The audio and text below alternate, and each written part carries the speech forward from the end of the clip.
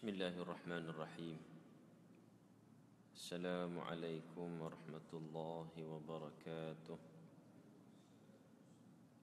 Alhamdulillahi rabbil alamin. Lakal hamdu hatta tarda, walakal hamdu idza radit, walakal hamdu ba'da ar-ridha. أشهد أن لا إله إلا الله وحده لا شريك له، وأشهد أن محمدا عبده ورسوله وصفيه من خلقه وخليله،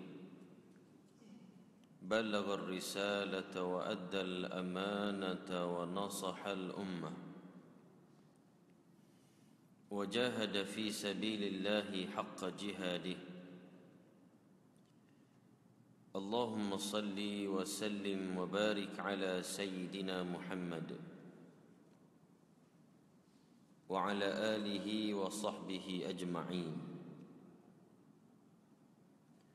ومن سار على نهجه ومن تمسك بشريعته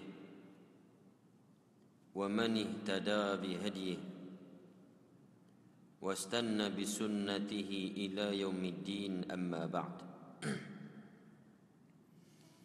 Alhamdulillah, mula-mula sekali sama-sama kita merofakkan banyak-banyak kesyukuran kepada Allah Subhanahu wa taala, kerana dengan limpah kurnia Allah sehingga waktu ini Allah beri peluang kepada kita semua, saya dan tuan-tuan sekalian, untuk sama-sama kita duduk hadir di dalam rumah Allah Subhanahu wa taala yang begini indah. Allah beri peluang kita duduk di tempat yang paling mulia di muka bumi ini, sehingga disebut oleh Nabi kita sallallahu alaihi wasallam, Nabi kata afdalul buq'ati fil ardi masajiduha, sebaik-baik tempat di muka bumi ini ataupun semulia-mulia tempat di muka bumi ini iaitulah rumah-rumah Allah. Artinya siapa-siapa yang diberi kesempatan oleh Allah Ta'ala untuk datang ke rumah Allah, untuk menjadi tetamu Allah, orang ni sebenarnya orang yang Allah Ta'ala nak beri kebaikan kepadanya, tak kira siapa pun. Sebab bukan senang kita nak menjadi tetamu Allah Azza wa Jalla. Ya, bukan senang. Allah ni dia nak pilih tetamu dia tak pilih sebarangan orang. Allah hanya pilih orang tertentu sahaja yang Allah tahu perangai dia, Allah kenal hati budi dia, yang Allah nak beri kebaikan kepadanya. Lalu Allah pilih dia jadi tetamu Allah. Dan terkadang pilihan Allah ini kita sendiri pun tidak perasan dan kita tidak rancang benda ni. Setengah orang dia tak rancang daripada awal, daripada pagi ke tengah hari ni aku nak mari masjid dengan majlis ilmu jadi tetamu Allah. Orang tak rancang benda ni. Tapi kerana kekuasaan Allah, Allah nak tentukan kita dapat satu kebaikan, lalu Allah detikkan hati kita mari ke rumah Allah. Sama ada bila kita dengar azan tadi kita rasa terdetik nak datang ke rumah Allah Subhanahu wa taala, ataupun memang kita secara tidak langsung kita datang. Ada orang mari nak singgah, nak kecing nak berak je sekejap. Nah ni tiba-tiba dengar ada kuliah, berhenti dengar Maka Allah Azza wa Jalla beri kita peluang ini supaya masing-masing orang ni dia faham, bila mana kita berada di rumah Allah Subhanahu wa taala, ada tanggungjawab yang Allah Taala nak suruh kita buat, iaitulah bertemu dengan Allah Azza wa Jalla secara langsung melalui sembahyang berjemaah. Dan Allah nak beri pahala yang sangat besar bila kita duduk dalam majlis ilmu yang seumpama ini. Bukan senang. Sebab itu bila Allah Ta'ala beri peluang ini, Allah beri kesempatan ini, bersyukurlah pada Allah Subhanahu wa Ta'ala. Betapa ramai orang yang Allah Ta'ala tak beri kesempatan ini. Saya nak sebut tuan-tuan sekalian, mana-mana orang yang atas dunia ni dia dah tak mampu nak jadi tetamu Allah, lalu bagaimana dia nak menjadi tetamu Allah waktu di akhirat nanti? Waktu di akhirat nanti ni tuan-tuan sekalian, Allah sikit tak pandang lagi muka dia, Allah tak pandang lagi wajah dia. Allah benci tengok muka orang ni. Sebab apa? Atas dunia pun kamu dah tak mampu nak menjadi tetamu Allah kerana sibuk dengan urusan kerja dunia kamu. Lalu bagaimana kamu nak menjadi tetamu aku pada hari kiamat hari ini? Allah ignorekan kita, Allah lupakan kita. Inilah yang disebut oleh Allah Subhanahu wa taala dalam Al-Quran, "Wa man a'rada an dzikri fa inna lahu ma'isyatan dhanka wa nahsyuruhu yaumal qiyamati a'ma. Qala rabbi lima hasyartani a'ma wa qad kuntu basira. Qala kadzalika atatka ayatuna fanasitaha wa kadzalika al-yawma tunsa." Allah sebut barang siapa ataupun mana-mana orang yang atas dunia dulu dia selalu berpaling daripada mengingati Allah, makna atas dunia dulu lupa kepada Allah, fa inna lahu ma'isyatan dhanka. Jadi kehidupan di dunia ini Allah jadikan sempit baginya kehidupan di dunia dia. Makna orang selalu lupa kepada Allah, siapa-siapa yang berpaling daripada mengingati Allah, Allah sempitkan kehidupan dia. Kadang-kadang orang azan 5 waktu sehari semalam. Kita dengar azan, setengah orang bila dia dengar azan, dia buat dek je, dia tak tahu ini sebenarnya seruan daripada Allah. Azan itu atas sekalian, bila kita dengar azan itu berkumandang, sebenarnya itu adalah seruan ataupun panggilan daripada Allah Subhanahu wa taala. Nak panggil mana-mana orang yang mendakwa diri dia beriman kepada Allah, tolong reti bahasa, datang ke masjid, bertemu dengan Allah Subhanahu wa taala. Tapi setengah orang dilupakan Allah kerana asyik dengan pekerjaan dia, kerana asyik dengan urusan keduniaannya, disanggup melupakan Allah Subhanahu wa taala. Tahu kita cari makan, cari duit dan sebagainya. Kita kena ingat yang memberikan kepada kita rezeki setiap hari, setiap ketika, setiap bulan, yang beri rezeki itu Allah. Pemegang rezeki kita itu Allah, bukan bos kita. Kan? Bukan majikan kita yang pegang rezeki, Allah yang beri rezeki pada kita. Lalu kenapa bila sampai seruan orang yang beri rezeki pada kita, kita tak pergi kepada dia? Orang ni termasuk dalam kalangan mereka yang lupa kepada Allah Subhanahu wa taala. Kalau hak jenis kerja kedai makan orang azan, tak layan, teruskan. Ada satu tempat ni bagus tuan-tuan sekalian. Dia dah setting dah, kalau ada 5 waktu sehari semalam, kan? Bila mana orang azan, dia buka satu restoran. Bila orang azan, automatik kedai dia tutup sekejap. Tutup sekejap. Dia kata minta maaf, beri laluan pada pihak kami nak semayang. Diorang punya staff pergi semayang berjemaah. Hak mana tetamu, hak mana customer dia, pelanggan-pelanggan dia nak tunggu, nak balik-balik ikut pandang mung. Kerana dia mendahulukan Allah Subhanahu wa taala dalam segala urusan dia. Dan kedai ni masya-Allah laku. Penuh orang tunggu, orang tak tunggu. Kena molek customer juga turut pergi semayang. Ini barakah di sisi Allah Subhanahu wa taala. Sebab itu orang yang selalu lupa pada Allah, orang ni Tuhan kata apa dia? Fa inna lahu ma'isyatan dhanka. Bagi mereka kehidupan yang tersangat sempit. Apa makna sempit? Ni dalam hati ni Allah Taala tak beri ketenangan kepadanya. Rasa serabut memanjang. Masalah 24 jam tak pernah nak selesai. Kadang-kadang selesai satu masalah, dia datang lagi problem-problem yang lain. Allah sempitkan kehidupan, rasa sesak nafas, rasa sesak dada ni. Serabut, ada je benda tak kena. Walaupun duit dia banyak, walaupun pangkat dia besar, walaupun harta dia banyak, tapi tak tenang. Menunjukkan bahawa harta kekayaan, harta benda yang kita cari, duit, pangkat, jawatan, tidak sekali-kali memberi kebahagiaan dan ketenangan kepada kita. Berapa ramai kalau tuan-tuan tengok, berapa ramai orang yang maknanya ada harta kekayaan tapi jiwa tak tenang. Nak duduk di rumah serabut. Boleh jadi dengan sebab Allah uji dia dengan anak-anak. Duit banyak, kaya, tapi anak-anak semua tak pakar berlaku. Kalau ada 5 orang anak, 5-5 Allah uji, tak jadi berlaku. Hak nombor 1 dengan problem dia, hak nombor 2 dengan ambil dadah dan sebagainya. Kita mak ayah serabut walaupun duit banyak. Betul ke tidak? So tuan-tuan sekalian, terkadang Allah uji dengan benda ini. Kerana apa dia? Allah beri ketidaksenangan dalam hati ini. Bukan kerana salah anak-anak, tapi kerana kita lupa pada Allah. Sibuk cari dunia sangat, keluar pagi, balik petang, sehingga tidak ada waktu untuk peruntukkan untuk agama Allah Subhanahu wa taala. Nak mari sekejap semaya berjemaah pun rasa malas. Nak baca Quran barang satu muka sehari pun rasa payah. Ya. Nak mari nak puasa Isnin Khamis pun rasa berat. Ya, nak duduk dalam majlis ilmu sekejap je, tak sampai setengah jam pun rasa payah. Orang ni orang yang melupakan Allah Subhanahu wa taala. Ya. Banyak masalah. Terkadang boleh jadi walaupun dia duit banyak tapi tak senang. Sebab apa? Isteri dahaka ke suami dia kok.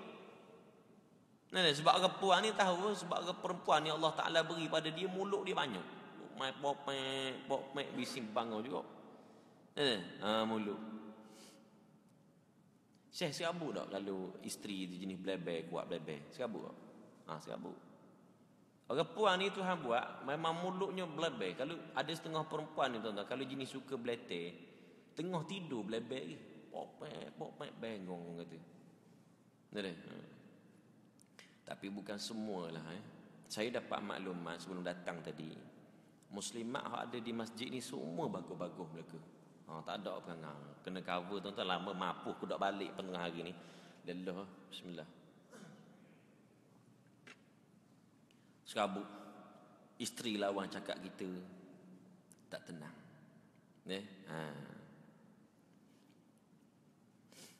Kadang-kadang rasa tak senang duduk di rumah pun ada. Selalu rasa nak keluar, nyampah ada rumah ni. Serabut tengok perangai anak isteri ni. Duit banyak tak tenang. Puncanya bukan sebab di rumah, puncanya kita. Orang azan tak pergi masjid lagi. Quran tak pernah nak belek, tak pernah nak baca. Kan? Tak cukup sekadar itu, katanya Allah Ta'ala bila bangkit di akhirat kelak, wa nahsyuruhu yawmal qiyamati a'ma. Kami akan usir mereka daripada kuburan mereka kepada mahsyar dalam keadaan buta mata dia. Dalam atas dunia ni Allah Ta'ala sempitkan kehidupan ini. Allah beri ketidaktenangan dalam kehidupan ini. Tiba-tiba bila bangkit di akhirat kelak, Allah bangkit pula dalam keadaan buta. Atas dunia ni kita kalau mata buta tuan-tuan sekalian, nak berjalan payah. Penat kita. Ni kejap lagi nak masuk kerja kan. Ada orang kerja di atas pejabat bangunan-bangunan ni. Tak usah kata nak pergi pejabat, nak turun masjid tak lepas dah sebab mata buta. Akhirat besok satu negeri yang kita tak pernah nampak tengok. Lalu bagaimana kita nak menjalani kehidupan di akhirat kelak dalam keadaan mata buta. Akhir sekali orang yang dibutakan mata oleh Allah ni tuan-tuan sekalian, dia akan tanya kepada Allah, qala rabbi lima hasyartani a'ma wa qad kuntu basira. Wahai Allah, kenapa hari ini kamu bangkitkan aku dalam keadaan aku ni buta? Sedangkan di dunia dulu aku orang celak. Katanya Allah Subhanahu wa taala, qala kadzalika atatka ayatuna fanasitaha wa kadzalikal yawma tunsa. Demikianlah sewaktu di dunia dulu kamu selalu lupa kepada aku, kata Allah. Kamu sikit pun tak datang masjid. Kamu sikit pun tak ambil tahu tentang urusan agama Allah. Kamu datang pun seminggu sekali mari masjid waktu hari Jumaat. Kamu tak baca Quran langsung setiap hari. Kamu tak langsung duduk dalam majlis ilmu. Kamu tak langsung nak fikir tentang urusan agama kamu sendiri. Kamu lupa kepada aku, kata Allah. Wa kadzalikal yawma tunsa. Demikianlah hari ini, hari kiamat, giliran aku pula melupakan kamu, kata Allah. Allah tak layan dah kita di akhirat kelak. Sebab itu tuan-tuan sekalian, peluang yang ada di dunia ni, selagi mana kita boleh jadi tetamu Allah, cuba usaha mari masjid, cuba usaha cari ilmu. Orang yang duduk dalam majlis ilmu ni, Allah beri keampunan terhadap dosa-dosa yang lalu. Batu untung walaupun kita singgah sekejap je, dapat pahala sebagaimana orang yang duduk dalam majlis ilmu.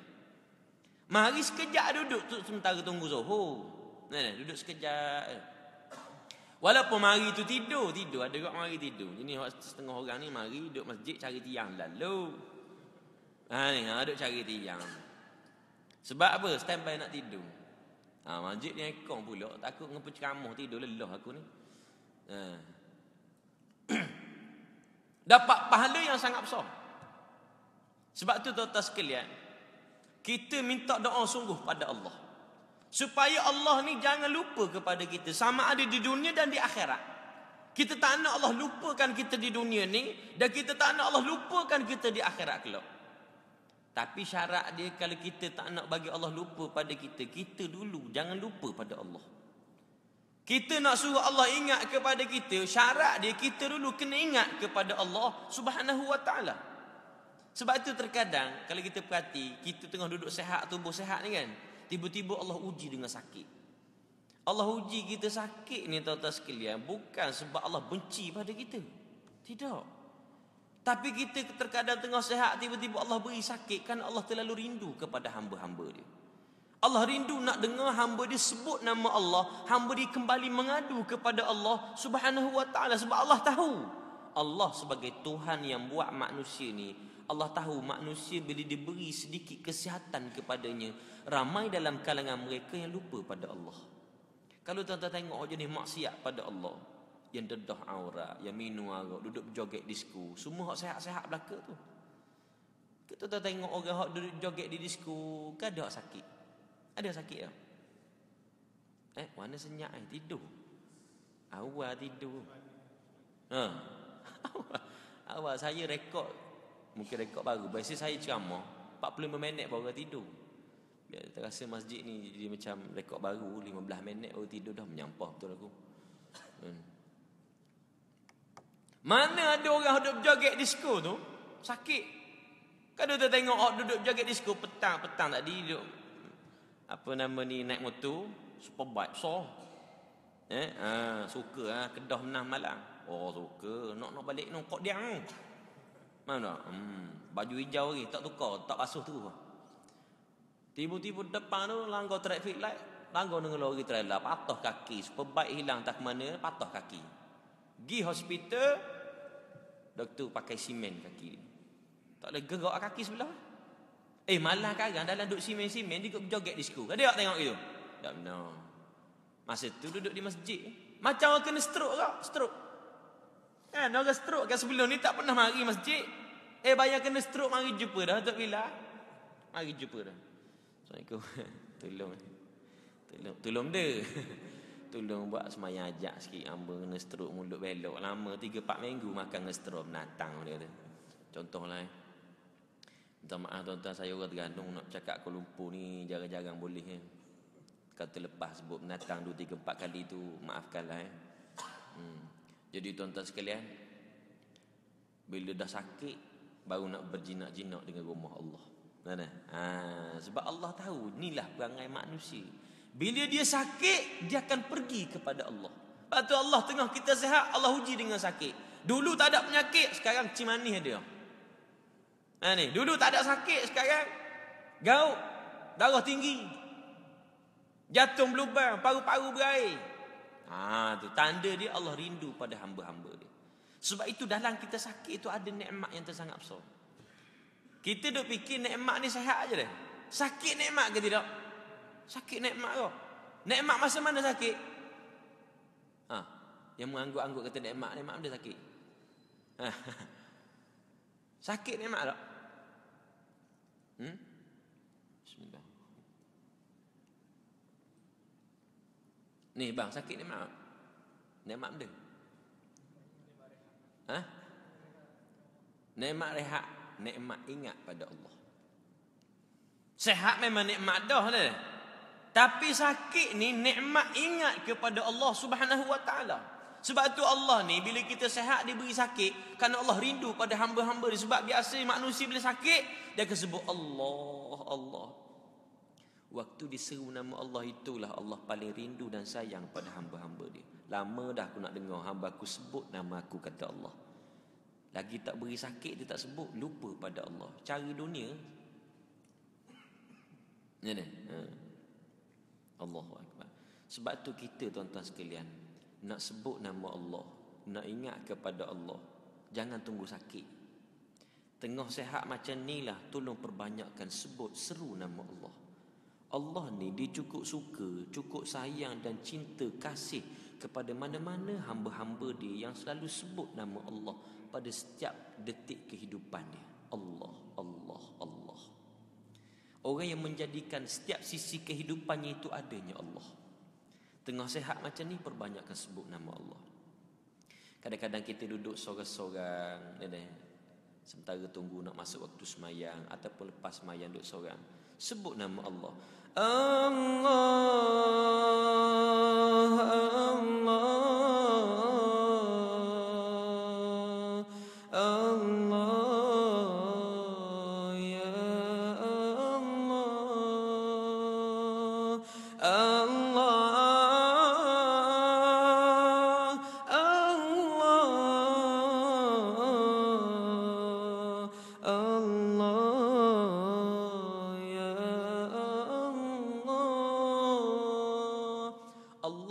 bila dia dengar hamba-hamba diseru nama dia, Allah campakkan ketenangan duduk bertapak dalam hati ni. Ni ubat penenang. Sebab tu kita kalau kita serabut, kita stres dengan kerja kita, dalam hati rasa tak tenang, jangan cari ubat lain. Tak usah cakap banyak. Saya nak pesan ke tuan-tuan sekalian. Bila kita stres, sama ada stres dengan kerja kita, dengan keluarga kita, problem-problem yang ada, tak usah cakap banyak. Pergi ambil air semayang 2 rakaat. Sebab hanya dengan semayang saja kita akan dapat ingat kepada Allah Subhanahu wa taala. Kan Allah sebut dalam Al-Quran, aqimis salata li zikri. Tunaikanlah olehmu akan sembahyang supaya kamu ingat kepada Allah Subhanahu wa taala. Sebab setengah orang bila dia serabut, dia nak tenang, dia ambil ubat penenang. Ubat penenang ni bukannya nak suruh bagi kita tenang, makin serabut ada. Ubat penenang terbaik waktu mana kita ingat kepada Allah Subhanahu wa taala. Sebab tu bila kita serabut, tak tenang, datang masjid. Mari masjid. Ubat duduk situ. Ubat dia duduk situ. Nah. Sebab tu Imam Al-Ghazali rahimahullah ta'ala dia pesan, dia tak tenang ni tuan-tuan sekalian, sebab hati kita kotor dalam ni. Banyaknya dosa kita buat sebelum daripada ni yang kadang-kadang kita terlepas pandang. Nak baiki hati ni, Imam Ghazali sebut, carilah hati kita ni pada 3 tempat. Yang pertama waktu tengah semayang. Ni yang sebut dah semayang tadi kan, serabut ambil air semayang. Semayang ni ubat yang terbaik. Sebab bila kita semayang tu kita ingat kepada Allah. Isunya setengah orang, ada orang dia semayang tapi tak tenang. Ada tak gitu? Ada. Orang kata, ustaz, saya semayang dah. Tak pernah tinggal semayang, tapi tak tenang, maksiat semacam pada Allah. Rasa-rasa tak gemar lagi buat benda baik. Ni selalu rasa nak buat benda jahat. Kalau dengar lagu, dengar Quran tu rasa nak dengar lagu lagi. Kalau tengok cerita-cerita Islamik tu dengan Gegar Baganza, rasa nak layan Gegar Baganza lagi, contoh-contoh. Rasa macam makna semayang ni tidak beri apa-apa kesan pada dia. Jawabnya boleh jadi semayang kita ni rosak disebabkan beberapa perkara. Banyak lah. Yang pertama, semayang dalam keadaan tidak khusyuk pada Allah. Semayang dalam keadaan tergesa-gesa. Tu semayang rosak belaka tu. Sedangkan Allah Ta'ala sebut inna salata tanha 'anil fahsya'i wal munkar. Sesungguhnya semayang ini dia boleh mencegah kita daripada buat perkara keji dan mungkar. Ada setengah orang semayang pun buat jahat lagi. Dalam semayang cakap bohong. Dalam semayang curi. Dalam semayang pun mengumpat. Dalam semayang pun ambil rasuah. Sebab apa dia? Semayang tersebut rosak, tidak diterima oleh Allah Subhanahu wa taala.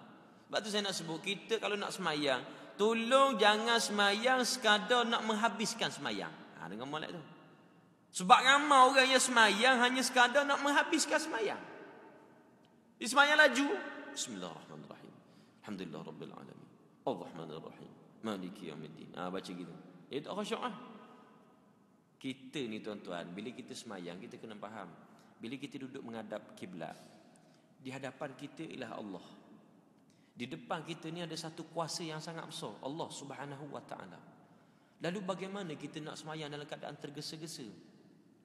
Sekurang-kurangnya kita Fatihah tu kena baca biar bagi mantap betul. Supaya di sana Allah Taala wujudkan ketenangan, Allah beri kekhusyukan pada kita. Sebab tu kita dianjurkan supaya mari semayang berjemaah. Sebab bila semayang jemaah, Allah Taala akan tolong kita dari sudut kekhusyukan itu. Sebab bila semayang jemaah, kita akan diperdengarkan dengan imam oleh bacaan-bacaan Al-Quranul Karim. Kalau semayang seorang, syaitan ni tuan-tuan, dia suka kacau orang semayang seorang. Kalau ada orang semayang jemaah, ada orang semayang seorang, syaitan dia lebih suka pilih orang yang semayang seorang untuk dikacau.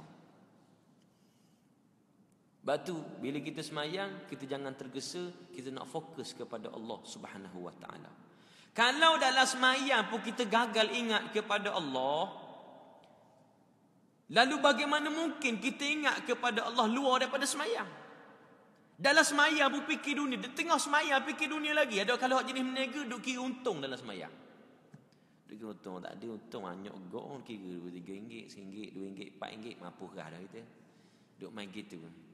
Kalau dalam semayang pun kita gagal ingat pada Allah, luar semayang lagi, itu yang kalau meniaga nipu. Kalau bekerja tak amanah, terlibat dengan rasuah, ambil riba, kerana tidak ada Allah waktu pekerjaannya. Macam mana kita nak ada Allah dalam pekerjaan kita kalau dalam semayang pun kita lupa pada Allah? Ni menunjukkan bahawa semayang ni satu benda sangat penting. Sebab tu biar khusyuk tu. Ni tu imam baca panjang sikitnya, berabainya kutuk hati dalam nata ni panjang sungguh baca malam ni. Jangan. Dia, tuan-tuan sekalian, kita bila dengar imam baca Quran, dengar. Bila Quran masuk dalam hati, hak tu dapat khusyuk. Ni, situ dapat khusyuk. Tapi imam tak boleh baca panjang sangat.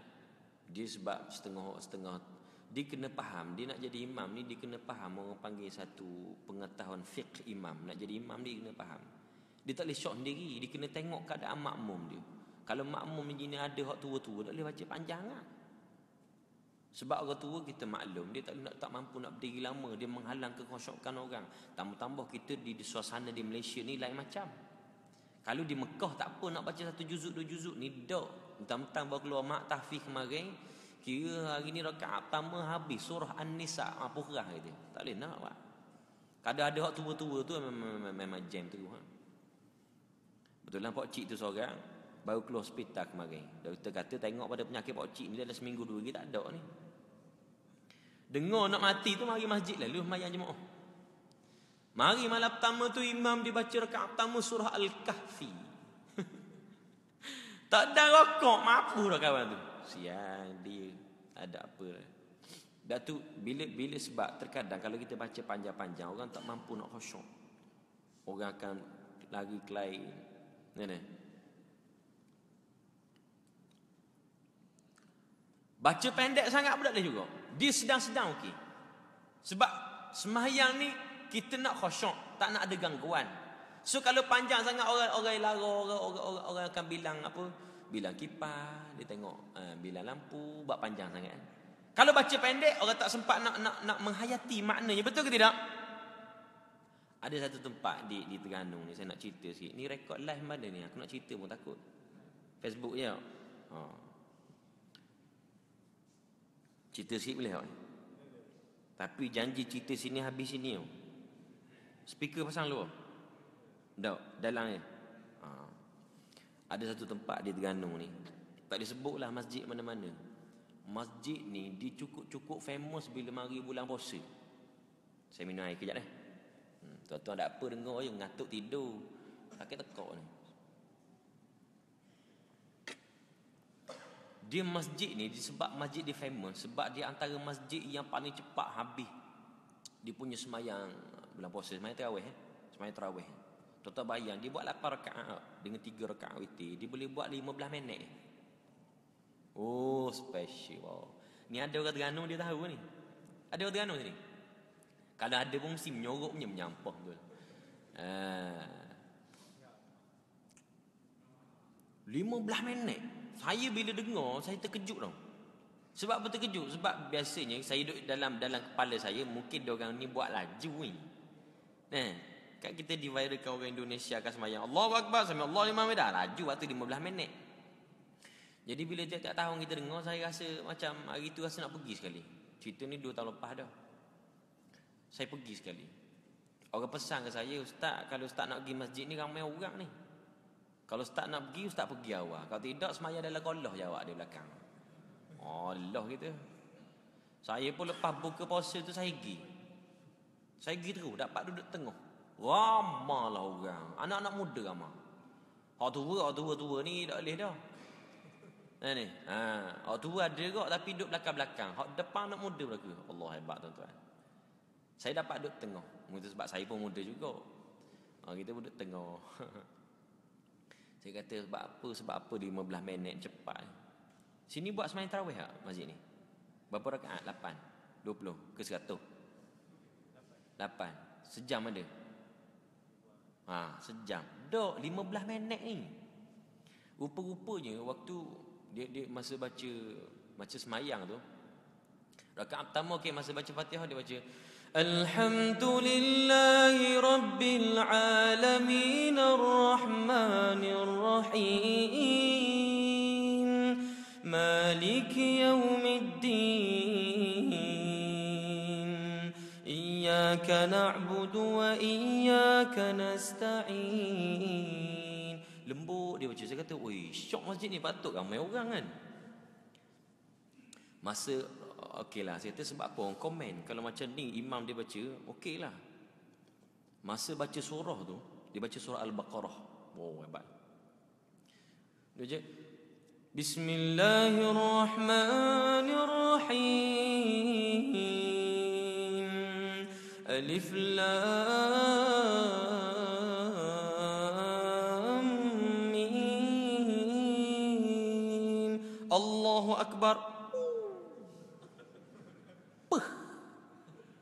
Saya kata dalam hati, patutlah 15 minit aku nak terajar rasa tak iman. Laju gila.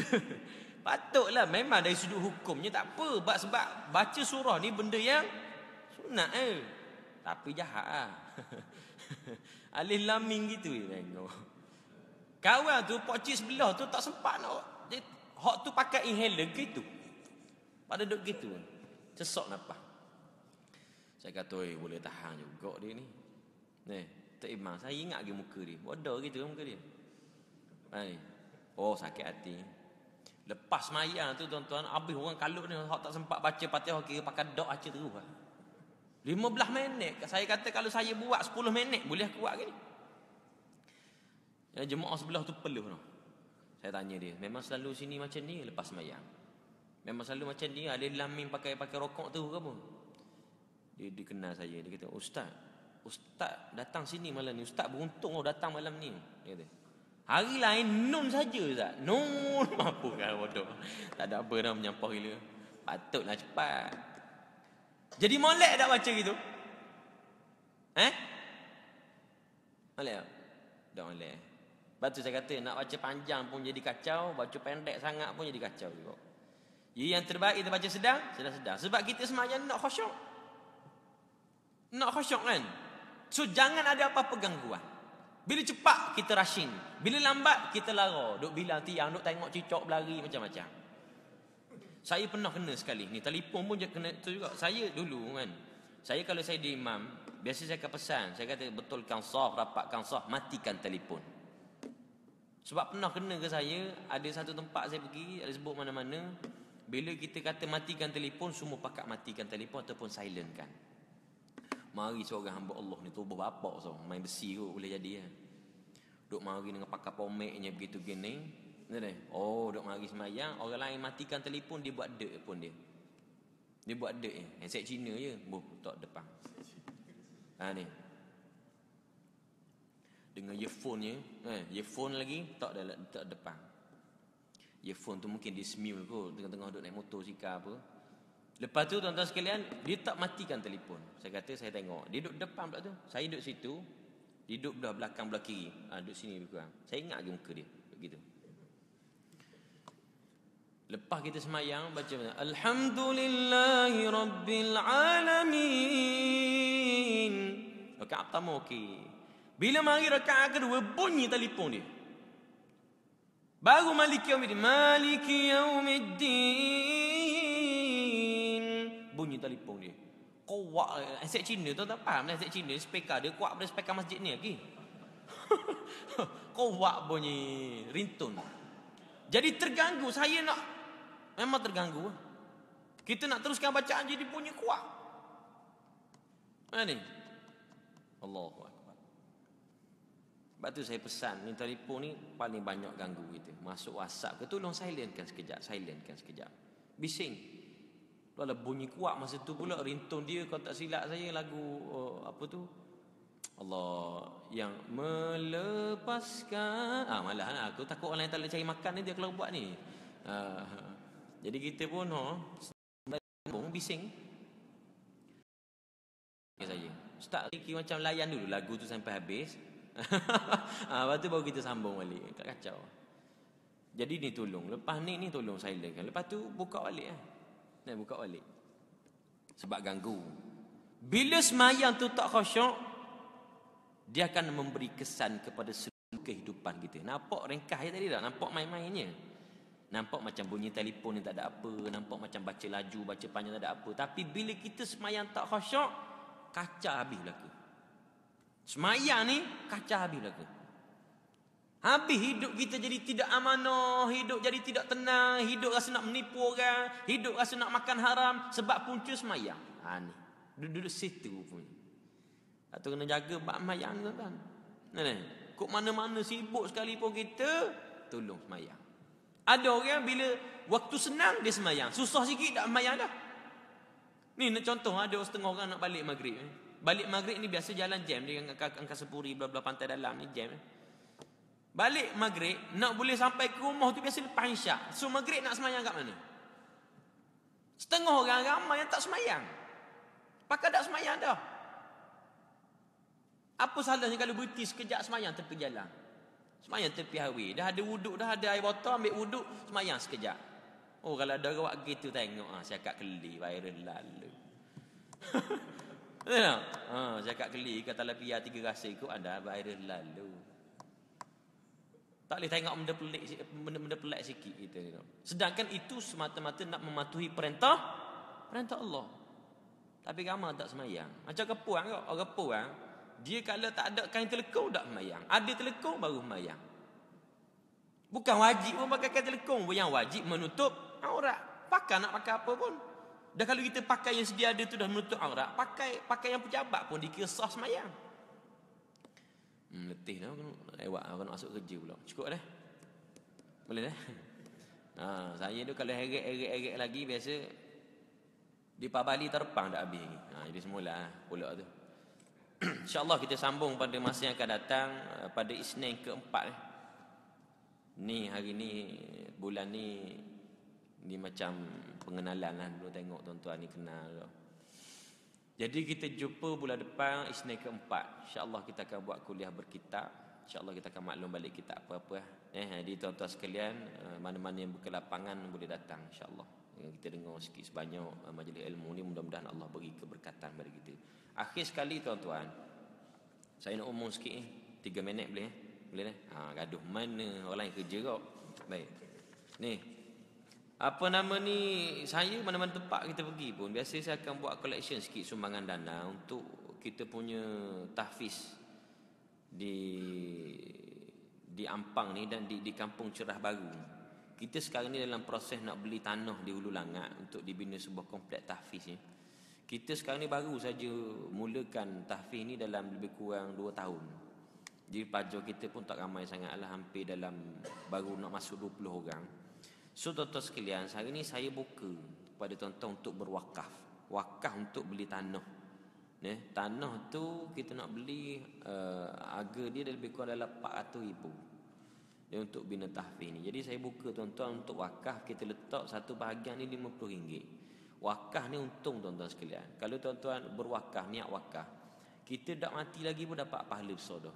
Mati esok dia tetap kekal pahala tersebut sehingga ke hari kiamat. Boleh niat untuk kita, niat untuk anak beranak kita, mak ayah, waris-waris kita yang telah meninggal dunia, buat kebajikan atas nama dia orang. Saya letak harga sebahagian ni RM50. Sebut wakaf ni tuan-tuan niat je dalam hati ya. Niat dalam hati, ataupun nak bagi lebih daripada 50 pun tak apa. Ni untuk jariah kita lah. Dan juga wakaf untuk tujuan penyelenggaraan ma'had kita lah, untuk budak-budak tahfiz.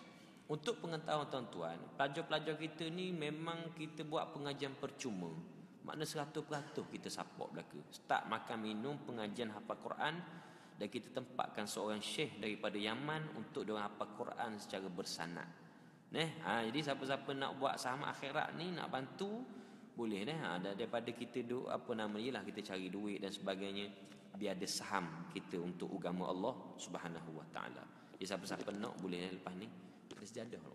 Nanti dia banyak sejadah. Tak, saya nak jadah tu imam besar sikit.